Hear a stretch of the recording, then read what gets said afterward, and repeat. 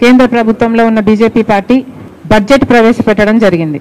ఈ బడ్జెట్ అనడం కంటే దీన్ని ఎన్నికల మేనిఫెస్టో అనడమే కరెక్ట్ కాబోలు.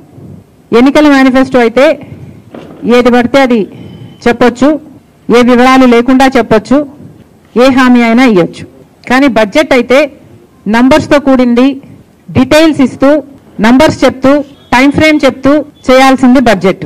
మరి బీజేపీ పార్టీ ప్రవేశపెట్టిన ఈ బడ్జెట్ ఎన్నికల మేనిఫెస్టోను తలపిస్తుంది.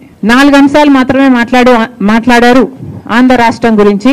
వీటిల్లో బడ్జెట్ ప్రవేశపెట్టక ముందు చంద్రబాబు గారు 1,00,000 కోట్ల రూపాయలు ప్రతి సంవత్సరము మాకు అవసరం ఉంటుంది వివిధ ప్రాజెక్టులకి అని చెప్పారు.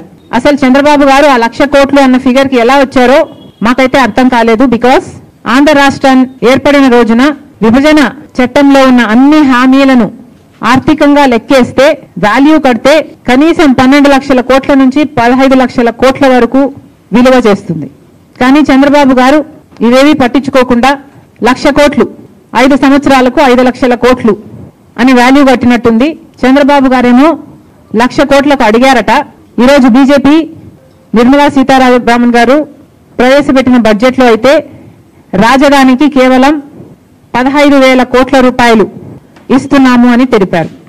దీంతో పాటు పోలవరం ప్రాజెక్టుకి మేము పూర్తి చేసే బాధ్యత మాది అన్నట్టుగా మాట్లాడారు. పోలవరం ప్రాజెక్టు ఆంధ్ర రాష్ట్రానికి లైఫ్ లైన్ అన్నారు, మన రైతులకి లైఫ్ లైన్ అన్నారు, ఫుడ్ సెక్యూరిటీ కల్పించే అంశం కూడా ఇది అని పేర్కొనడం జరిగింది. మరి అంత ముఖ్యమైన పోలవరం ప్రాజెక్టుకు పూర్తి చేయాలనుకున్నారు మీరు, సంతోషం, ఇప్పటికైనా పూర్తి చేయాలనుకున్నారు. 10 సంవత్సరాలుగా ఇది మా హామీ అయినప్పటికీ 10 సంవత్సరాలుగా మీరేమీ చేయకపోయినప్పటికీ కనీసం ఇప్పటికైనా మీకు కనువిప్పు కలిగింది. పోలవరం ప్రాజెక్టుని పూర్తి చేస్తాము అని చెప్పారు. కానీ ఒక పక్క మా ముఖ్యమంత్రి గారు, ఆంధ్ర రాష్ట్ర ముఖ్యమంత్రి గారు 12,000 కోట్లు రీహాబిలిటేషన్కే పడుతుంది అని ఒక పక్క చెప్తుండగా ప్రాజెక్టు కాస్ట్ ఎంతో ఇంకా ప్రజలకు చెప్పకపోగా కేంద్ర ప్రభుత్వం మాత్రం పోలవరం ప్రాజెక్టుని పూర్తి చేస్తామని చెప్తున్నారు. దాంతోపాటు ఎప్పుడు పూర్తి చేస్తారు, ఎన్ని డబ్బులు ఇస్తారు, తక్షణం ఎంత ఇస్తారు, కనీసం ఆ రీహాబిలిటేషన్కైనా ఇస్తారా, ఒక్క ఫిగర్ అయినా మీరు క్లారిటీ ఇచ్చుంటే బాగుండేది. అంత పెద్ద ప్రాజెక్టు మీరే అంటున్నారు లైఫ్ లైన్ అని, మీరే అంటున్నారు ఫుడ్ సెక్యూరిటీ కలిగించేది అని.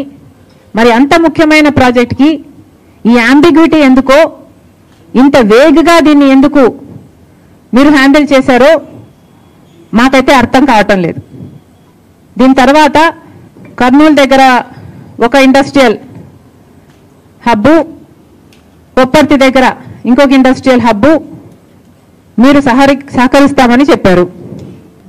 దానికి సంబంధించి డబ్బులు ఇస్తామని అన్నారు. కానీ అవి కూడా ఎంత ఇస్తారో స్పష్టం చేయలేకపోయింది బీజేపీ పార్టీ. అంటే మీరు డబ్బులు ఇస్తాము ఇండస్ట్రియల్ డెవలప్మెంట్ కోసము అని చెప్తూనే ఎన్ని డబ్బులు ఇస్తారో చెప్పకపోతే అది మేము ఏమనుకోవాలి? అంటే రోడ్లకు, పైప్ లైన్లకు మీరు ఇస్తున్న డబ్బు 500 కోట్ల, లేకపోతే ఇన్ఫ్రాస్ట్రక్చర్కి కూడా కలుపుకొని 5,000 కోట్ల? మీరు ఏం మాట్లాడుతున్నారు మాకైతే క్లారిటీ లేదు.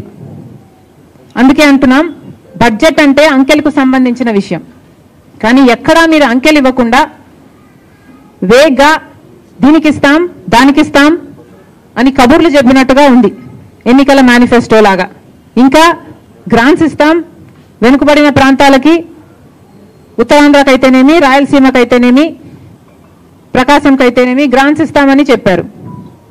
అది కూడా ఎప్పుడు ఇస్తారు, ఎంత ఇస్తారు, ఏ ప్రాంతానికి ఎంత ఇస్తారు, ఒకటైనా క్లారిటీ ఉందేమో, కనీసం టీడీపీకైనా జనసేనకైనా క్లారిటీ ఉందేమో ఆంధ్ర రాష్ట్ర ప్రజలకు చెప్పాలి.